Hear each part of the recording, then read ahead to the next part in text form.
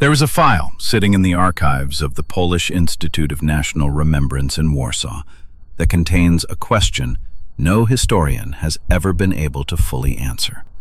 Why would a sane man, a decorated soldier, a husband, a father of two, voluntarily allow himself to be arrested by the Gestapo, loaded onto a cattle car, and sent to the most lethal place on earth? Not by accident, not by mistake, not because he had no choice. By choice, deliberately, on purpose. His name was Witold Pilecki, and what he did inside Auschwitz concentration camp for the next 2.5 years was so extraordinary that, for decades, his own government declared it had never happened.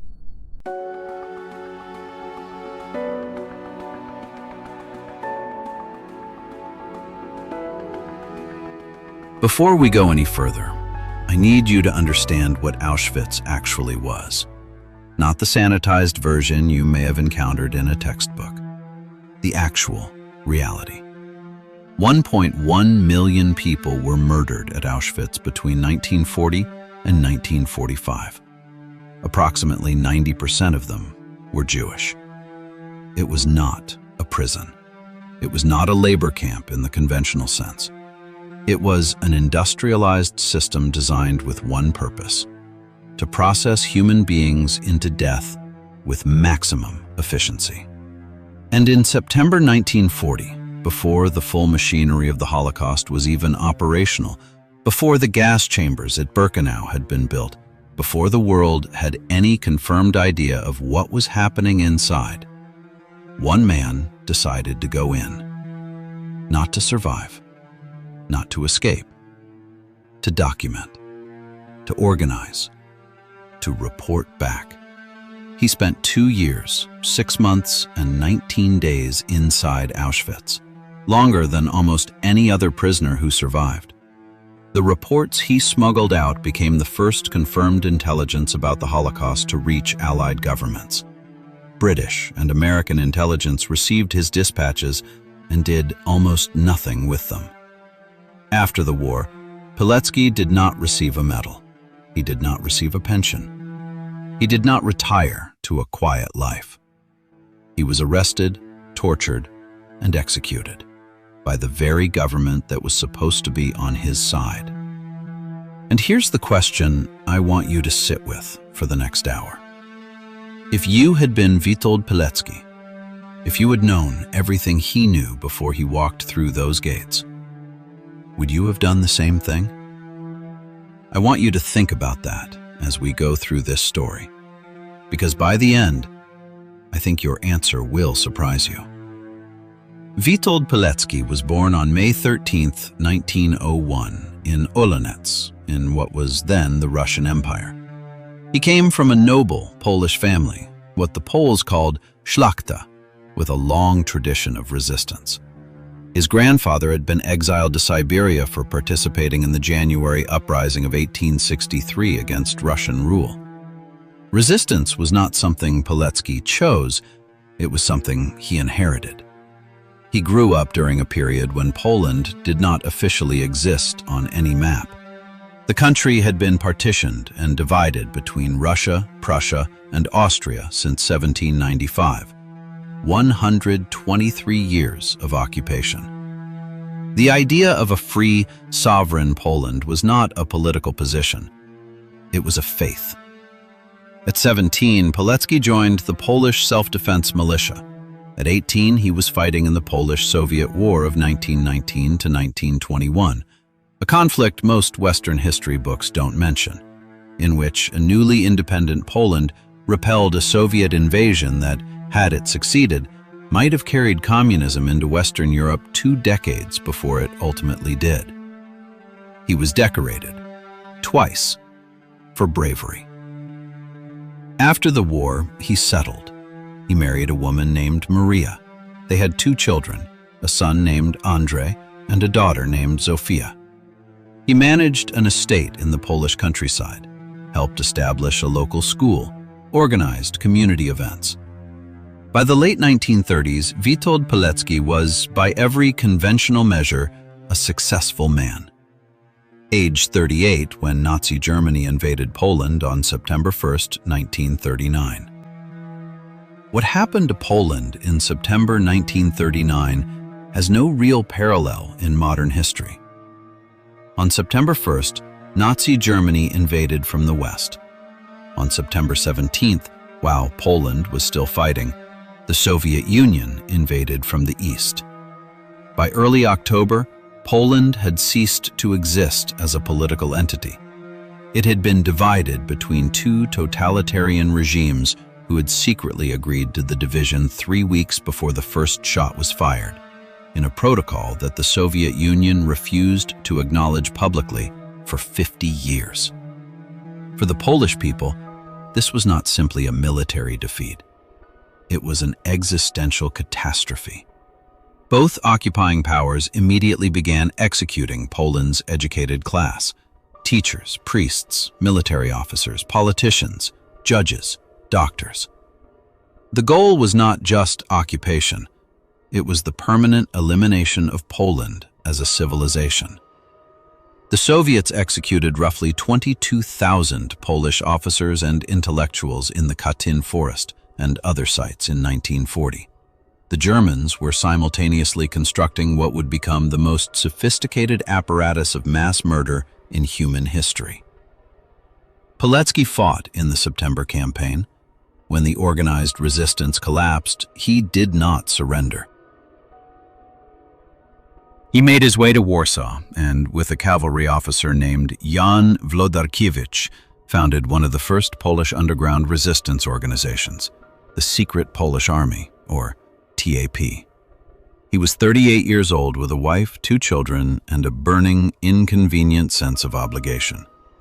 And it was in those early underground meetings that someone first raised an idea so extreme that even hardened resistance fighters went quiet when it was proposed.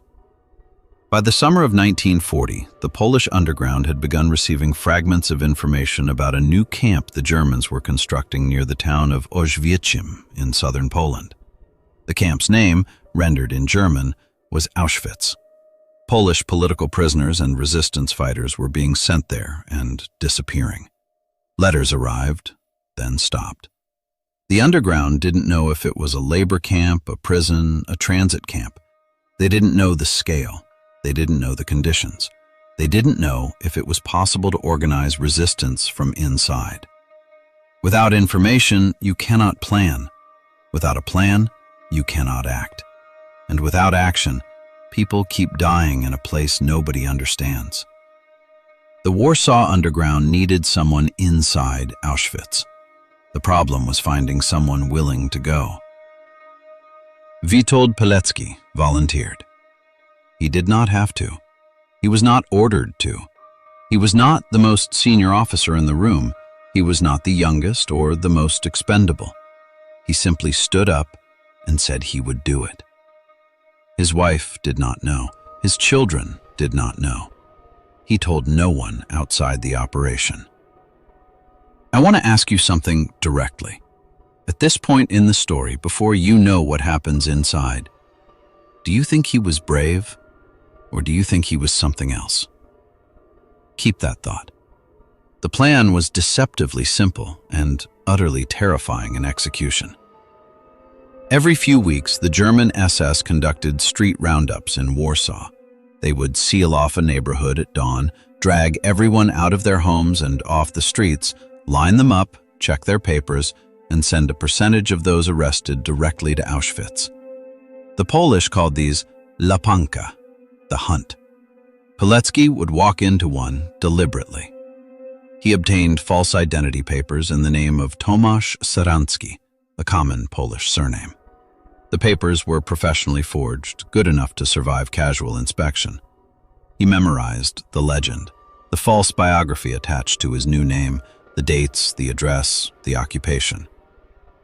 On September 19, 1940, Witold Pilecki walked out of his apartment in Warsaw and put himself in the path of a German street roundup. He was 39 years old. Here's the thing about that moment I keep coming back to. He had absolutely no guarantee that the plan would work in the way he intended.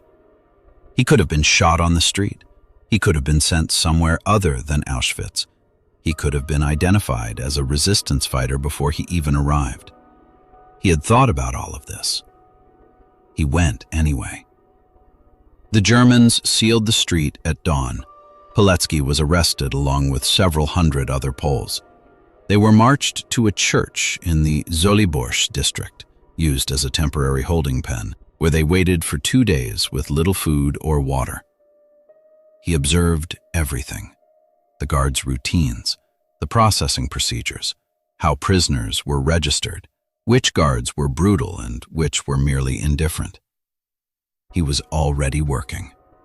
On September 21, 1940, Transport 6, 1,705 prisoners, was loaded onto cattle cars and sent south toward Auschwitz. Pilecki later wrote in his report that during the train journey, he noticed the man next to him praying quietly. He did not join in. He was too busy taking mental notes. The train arrived at Auschwitz on the morning of September 22, 1940. What Pilecki encountered when the doors opened was not what he or anyone else had imagined. He had expected a harsh prison camp. What he found was something for which there was no existing frame of reference. The SS guards ran along the length of the train screaming, dogs strained on leashes. Prisoners were beaten before they had taken 10 steps on the platform. An elderly man who moved too slowly was clubbed to the ground and left there. The prisoners were marched through the gates of the main camp.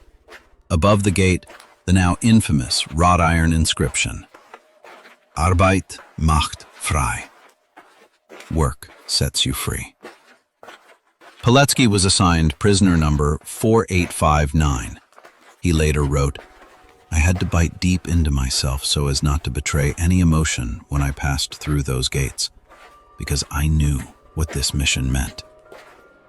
What the other prisoners did not know, what none of the 1,705 people on that transport knew, was that among them was a man who had chosen to be there, who had a mission, and who had already begun gathering intelligence. September 22, 1940. The day Witold Pilecki, operating under the alias Tomasz Ceramski, prisoner number 4859, entered Auschwitz concentration camp. By choice. The first thing Pilecki had to do was survive. This was not straightforward. In the early months of Auschwitz's operation, before the German administration had settled into its full industrial routine, the camp was defined by a chaotic, spontaneous brutality that was, in some ways, more terrifying than the later systematic killing. Guards killed prisoners on a whim. A man could be beaten to death for looking at a guard directly, or for not looking directly, for walking too slowly, for walking too quickly, for no reason at all sometimes, simply because someone felt like it. Pilecki's first weeks were defined by two parallel tracks, staying alive and observing everything. He noted the block structure, the long brick buildings where prisoners slept in 3-tiered wooden bunks, 800 men to a block designed for 200. He noted the roll call routine. Prisoners assembled twice daily in the central square, regardless of weather, standing at rigid attention, sometimes for hours, while guards checked and rechecked numbers. He noted which SS officers were particularly sadistic, which capos, prisoner trustees who enforced order on behalf of the SS, were corrupt or violent. He noted the mortality rate. It was staggering. First 10 weeks of Auschwitz operation, approximately 30 to 40% of each incoming transport died from exhaustion, beatings, starvation, or summary execution. Pilecki later wrote that in his first weeks he saw things that tested the limits of what a human mind can absorb and continue to function. He wrote this not as a complaint, but as a clinical observation. He was always the observer. Now here is where this story stops being about survival and becomes something genuinely unprecedented. Most concentration camp survivors describe the experience as one of isolation, every man reduced to his own raw instinct, connections severed, trust impossible. That is the accurate description for almost everyone. Pilecki decided to organize a resistance movement inside the camp anyway. He started with 5 men, just 5. People he had identified as psychologically stable, socially trustworthy, and ideologically committed. He approached each one separately, over days or weeks, testing their reliability with small tasks before disclosing anything significant. One wrong move, one prisoner who panicked or who was an SS informant, and every person in the network would be tortured and shot. The network he built was called the Union of Military Organization, or ZOW in Polish. Its structure mimicked the cellular design of professional intelligence networks. Each member knew only the people in their immediate cell, typically 5 people. If one cell was compromised, the damage was contained. The other cells continued operating. The goals of the ZOW were clear. 1. Document and report on conditions inside the camp, transmitting intelligence to the Polish underground in Warsaw. 2. Maintain morale. Prisoners who felt part of a collective, who had a sense of purpose beyond individual survival, lived longer. This was not sentimentality, it was observed fact. 3. If the opportunity arose, and if the Polish underground could arrange armed support from outside, organize an armed uprising from within. That third goal never became possible, but the first 2 were achieved against virtually every conceivable obstacle. Think about what he was doing. He was running a professional intelligence operation inside a place where any conversation could get you killed. What kind of mind does that require? What kind of will? To understand what the ZOW accomplished, you have to understand what daily life in Auschwitz actually looked like. Reveille was at 4:30 a.m. Prisoners had 15 minutes to wash, if there was water, and eat morning coffee, which was a brownish liquid with no nutritional value. Roll call followed, standing at attention in the central square regardless of weather. In winter 1941 to 42, with temperatures dropping to -20 Celsius, prisoners froze to death during roll call. The count had to be correct before the column was dismissed, and if a prisoner had escaped or died during the night or died during roll call itself, the others stood until the numbers reconciled.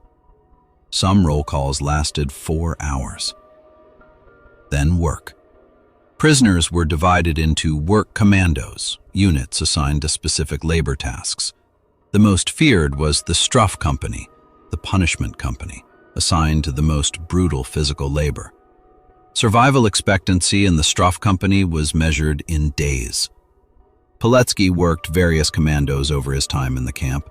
He deliberately sought positions that gave him access to multiple blocks, multiple prisoner populations, multiple SS personnel, maximizing his intelligence-gathering reach. At various points, he worked in the bakery, in the agricultural commando, and in the camp construction brigade. 1,200 calories per day, approximate daily caloric intake for Auschwitz prisoners during the peak starvation period. A sedentary adult requires 2,000. Men doing heavy labor require 3,000 to 4,000. Men with dysentery, which was endemic, rapidly became what prisoners called Musulman, walking skeletons, too weak to stand upright, past caring, past thought. The Musulman were the living dead of Auschwitz, and their appearance was always the signal of a man with days left. Pilecki was determined never to become one. He organized extra food allocations through his network. He maintained physical exercise routines in secret. He watched his own body as a machine that needed to be maintained for a purpose beyond its own survival. He never forgot why he was there. For 2.5 years, he never forgot. By the end of 1940, Pilecki had established the beginning of a communication channel out of Auschwitz. This was extraordinarily difficult. The camp perimeter was guarded continuously. Prisoners who attempted to communicate with the outside world were executed. The few civilian workers who entered the camp, local Polish tradesmen allowed in to perform specific tasks, were searched on entry and exit. The ZOW used a layered system. Information was memorized and passed verbally within the camp. At certain points, prisoners had brief contact with civilians through work details outside the perimeter or through prisoners with specific roles that brought them near the fence. These contact points were used to pass notes written on scraps of paper in coded language, hidden inside food containers, sewn into clothing, or simply committed to memory by a courier. The reports that eventually reached Warsaw were compiled by Pilecki from his own observations and the reports from his network. They described the camp structure, the prisoner population, the mortality rate, the methods of execution, the names of specific SS perpetrators, the organization of specific killing operations. In 1941, these reports became the first systematic intelligence about Auschwitz to reach the Polish government in exile in London. The Polish government passed them to the British. The British received them and, in the words of one senior Foreign Office official, found them difficult to act upon. Difficult to act upon. 1.1 million people. Difficult to act upon. I want you to remember that phrase. We'll come back to it. Because the question of what the Allies knew, when they knew it, and what they chose to do with that knowledge is one of the most uncomfortable questions in 20th century history. By 1942, Auschwitz was no longer the brutal but relatively improvised camp that Pilecki had entered in 1940. The Wannsee Conference of January 20th, 1942, formalized what historians call the final solution, the coordinated plan to murder every Jewish person in German-occupied Europe. In that meeting, 15 senior Nazi officials gathered in a comfortable villa on a lakeside in Berlin and spent 90 minutes discussing the logistics of genocide. Auschwitz, with its existing infrastructure, its rail access, its isolated location, and its proven capacity for mass death, was selected as the primary site.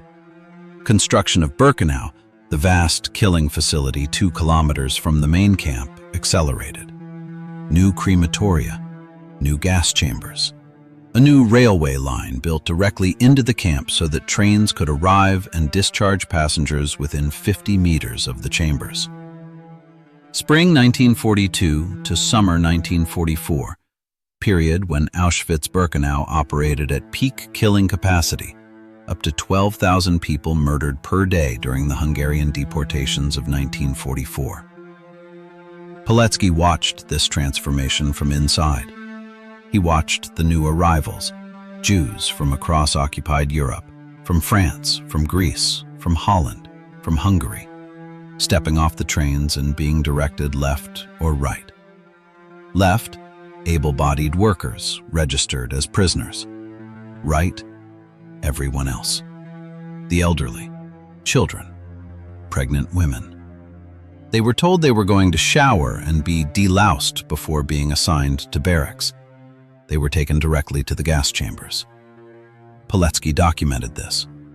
His reports from 1942 contain specific descriptions of the gassing process, of the Sonderkommando, the prisoner units forced at gunpoint to process the bodies, of the crematoria running 24 hours a day. These reports reached London. They reached Washington. They reached American Jewish organizations. They reached the Pope.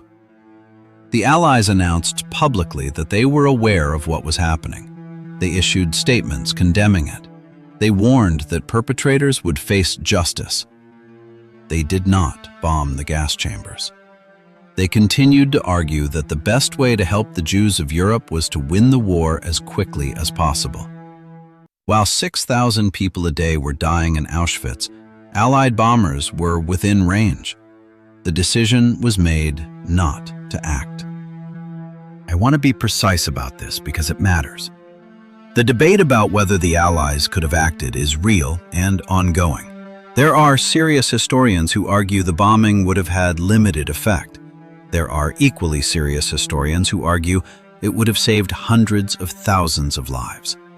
What is not debatable is that the decision was made deliberately not to try. That decision was made by men sitting in offices in Washington and London, not by Pilecki. He had already done everything a human being could do to give them the information they needed.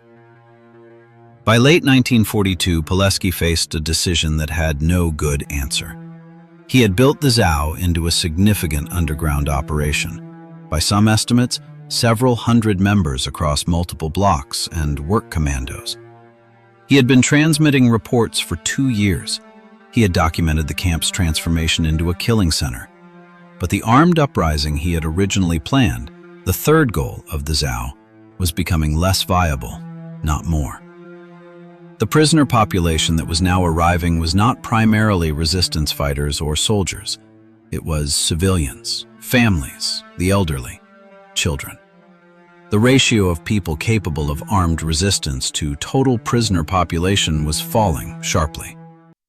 Meanwhile, the SS had become aware that some kind of underground existed in the camp. The organization hadn't been discovered directly, but arrests and investigations were getting closer. Several ZOW members had been sent to the punishment block, the underground's most reliable early warning system. Pilecki concluded that the most valuable thing he could now do was get out, reach Warsaw alive with his full accumulated knowledge, deliver a complete verbal report, and make the case in person for some form of outside intervention. But Auschwitz was not a prison you walked out of. People who attempted escape were hunted. When recaptured, they were executed publicly in front of the assembled prisoner population as a deterrent. The families of escaped prisoners were arrested. And yet, the alternative was to stay and continue transmitting reports that, based on the Allied response so far, seemed to be landing in filing cabinets. What would you have done? He'd already done more than anyone could ask. He was already a ghost. The Polish government thought he might be dead. Would you have stayed? Or would you have tried to get out to make the case in person? The escape was planned with the same methodical precision Pilecki had applied to everything inside the camp. He identified a specific opportunity, the bakery work commando. The bakery was located just outside the main camp perimeter, connected to it by a guarded access route. Prisoners assigned to the bakery worked overnight shifts, and the handover between night and day shifts created a brief window of reduced supervision. He needed 3 things: a moment of distraction or reduced guard visibility, a way through or over the perimeter, and a plan for the first few hours after escape, when the entire SS garrison would be searching for him. He spent months maneuvering himself into the bakery commando. He cultivated relationships with the civilian workers who supplied the bakery, creating potential contact points outside the perimeter. He identified a section of the fence that, at a specific angle, had a brief blind spot from the nearest guard tower. He chose 3 men to escape with him: Edward Cieselski, Jan Redze, and another prisoner. All 3 were ZOW members. All 3 understood that if they were caught, they would not be simply executed. They would be tortured first to identify their contacts. The date was set for the night of April 26th to 27th, 1943. The 4 men were assigned to the overnight bakery shift. At approximately 2 a.m., when the shift supervision was at its lowest point, they moved. They overpowered the guard at the bakery door, quietly, without a weapon, using only their hands. They took his keys. They moved through the bakery's external door into the area between the inner and outer perimeter. The outer fence, electrified barbed wire. A single gate, padlocked. One of the stolen keys opened it. Pilecki later wrote that as they went through the outer gate, he looked back once at the main camp.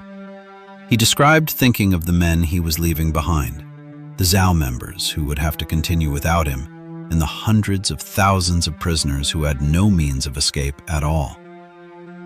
Then he turned and ran. And here is the thing about that moment. By any rational calculation, his job was done. He had completed what he was asked to do and then some. But I want you to know, his job was done. He had completed what he was asked to do and then some. But I want you to notice what he said later about what he was thinking as he ran away from Auschwitz. He was thinking about the people he was leaving behind. Not about his own freedom, not about his family, about the people he couldn't take with him. They ran through the night, across fields, through a forest, into a farmhouse whose owner, warned in advance by a ZOW contact, gave them civilian clothes and food. For 3 weeks, Pilecki moved through the Polish countryside, passed from one safe house to the next, until he reached Warsaw. He had been inside Auschwitz for 947 days. He arrived in Warsaw and reported to the Home Army Command.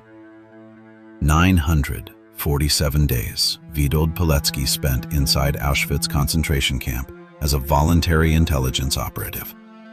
This is among the longest documented voluntary presences of any agent in any concentration camp in the Second World War.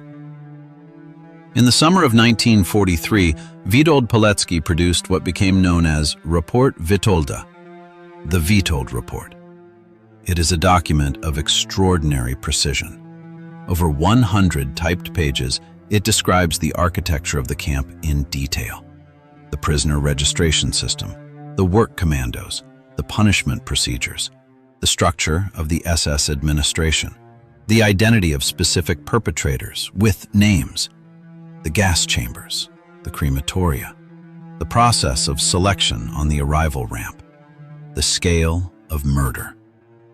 It also describes the ZOW, the underground network he had built, and makes a specific, urgent request to the Polish government in exile and, through them, to the British and Americans. Either provide armed support for an internal uprising or bomb the railway lines and the gas chamber facilities. The report was transmitted to London in the autumn of 1943. It joined the other reports that had preceded it, and like all the others, it produced no direct military action against the camp or the railway infrastructure. The railway lines were eventually bombed in September 1944 as a side effect of an oil facility attack. By that point, approximately 900,000 Jewish prisoners had been murdered at Auschwitz. Pilecki spent the remainder of 1943 in Warsaw, writing more detailed reports, meeting with Home Army Command, trying to make the case for action. He also re-established contact with the surviving ZOW network still operating inside the camp. He sent instructions. He tried to maintain the organization he had built from the outside. I want to be careful here not to be simplistic about the Allied decisions. This is genuinely one of the most debated ethical questions of the 20th century. But I also want to be honest. Pilecki gave the world the information it needed. He paid a price beyond anything you can adequately describe. The choice about what to do with that information was made by others. Those others had names, ranks, and offices. History has been kinder to them than they perhaps deserve. In August 1944, the Polish Home Army launched the Warsaw Uprising, a planned 63-day armed insurrection against the German occupation of the capital, timed to coincide with the expected arrival of Soviet forces from the east. Pilecki fought in it.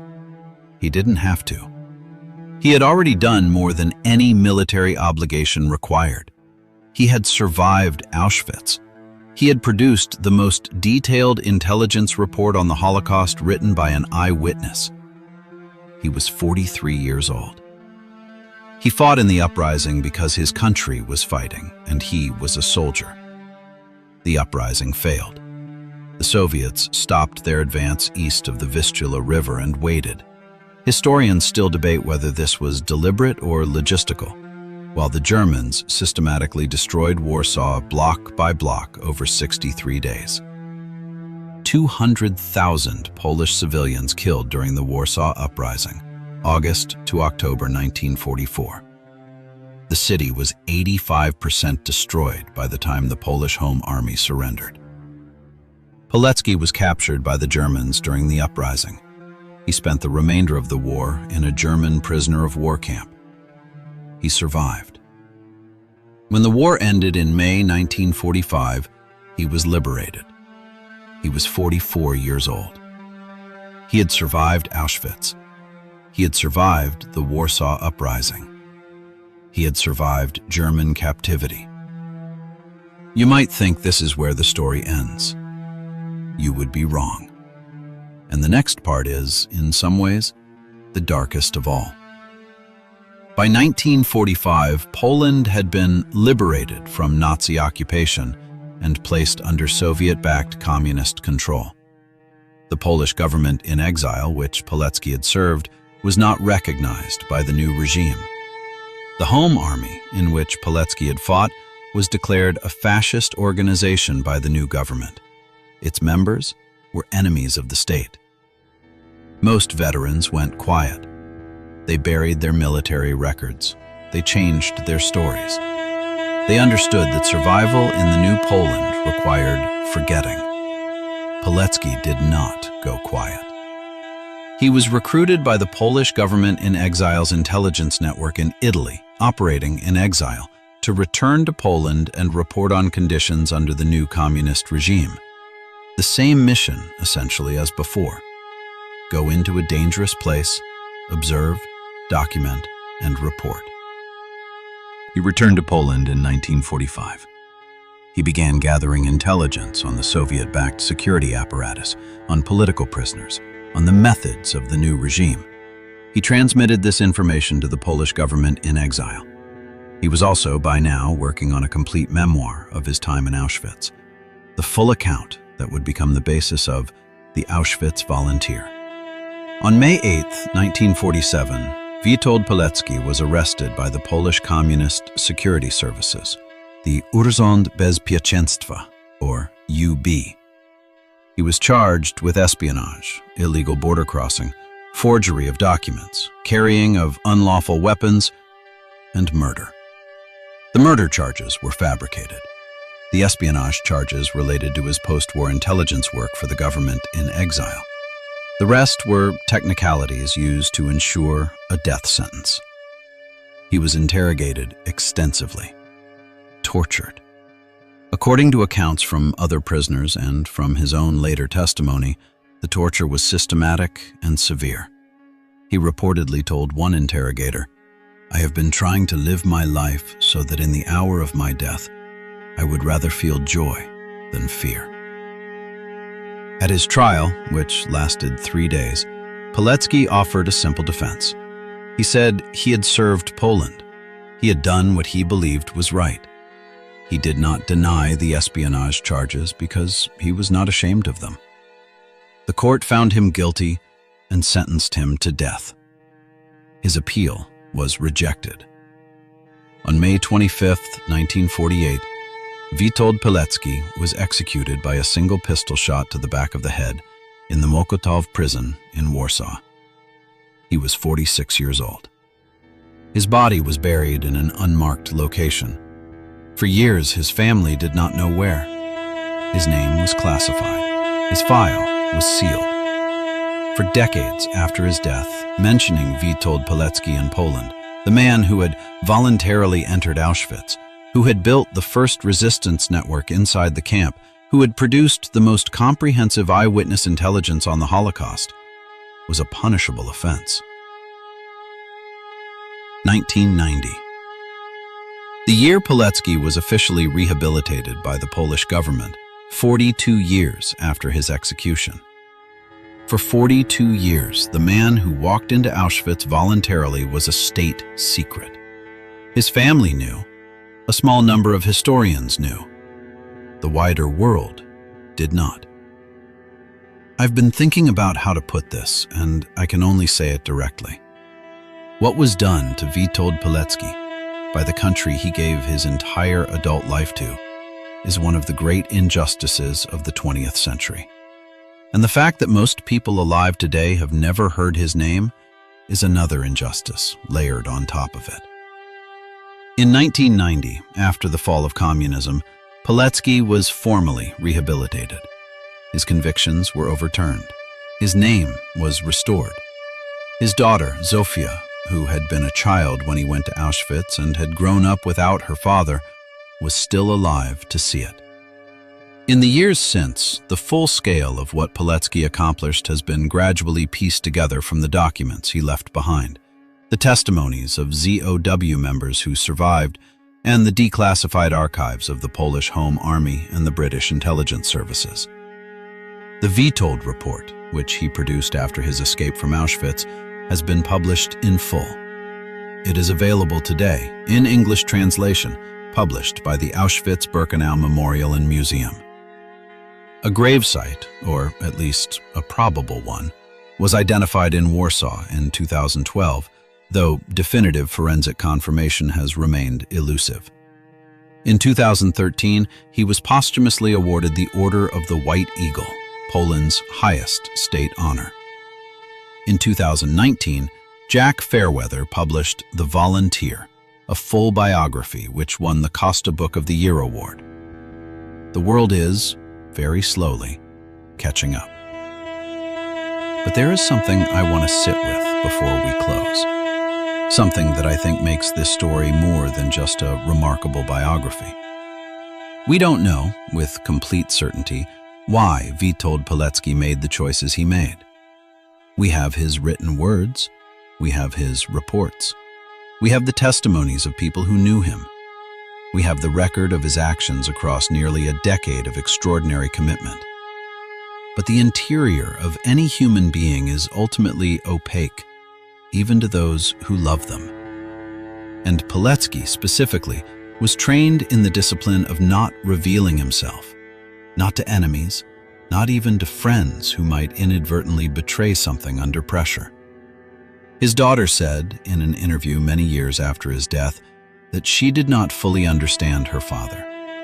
She knew what he had done. She was proud of what he had done. But the quality of will that drove him, the ability to choose repeatedly to walk toward danger rather than away from it, she said she could not explain it. I don't think that's a failure of understanding. I think it's an honest recognition that certain human beings occupy a different moral register than the rest of us. Not because they are superhuman, but because they have made a commitment so total that it overrides the self-preservation instinct that governs most human decision-making. Pilecki was afraid. He wrote about fear. He was not incapable of it. He simply decided again and again that the fear was not a reason to stop. That is not the absence of fear. That is the definition of courage. The question I asked at the beginning. At the start of this video, I asked you a question.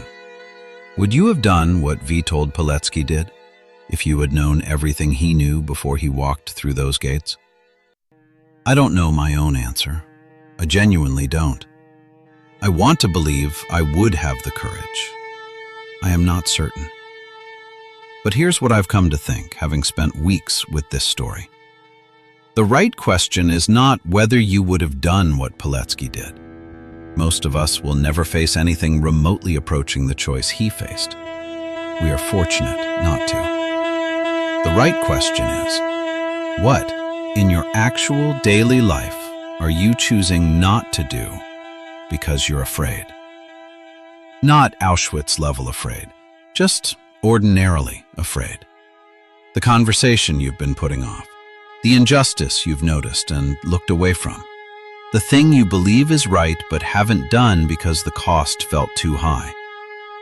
Pilecki walked into Auschwitz because, as far as we can tell, he genuinely believed it was the right thing to do, and the question of whether it was survivable was secondary.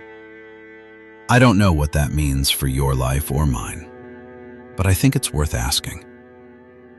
Tell me in the comments, is there one thing in your life right now where you know what the right thing to do is, but you haven't done it? You don't have to say what it is, just whether you know. I read every comment. One last thing. In 1945, after the war ended, someone asked Pilecki whether, knowing everything he now knew about Auschwitz, the full scale of it, the death toll, the gas chambers, the systematic destruction, whether he regretted having gone. He reportedly thought for a moment. Then he said, "I tried to do what I believed was right. That is all any of us can do." Witold Pilecki, prisoner 4859, soldier of Poland, spy, survivor, father. A man whose name for decades his own country was afraid to speak. History does not always remember the people who deserve to be remembered. That's why we're here. There are dozens of stories exactly like Pilecki's, people who changed history through individual will, people whose names were buried by the systems they fought against, people whose courage made the world we live in possible. That's what this channel is built for. The research-backed, full-length versions of those stories. Not 5 minutes, not a summary. The real thing. If this one hit you the way it hit me when I first found it, subscribe. New videos every week.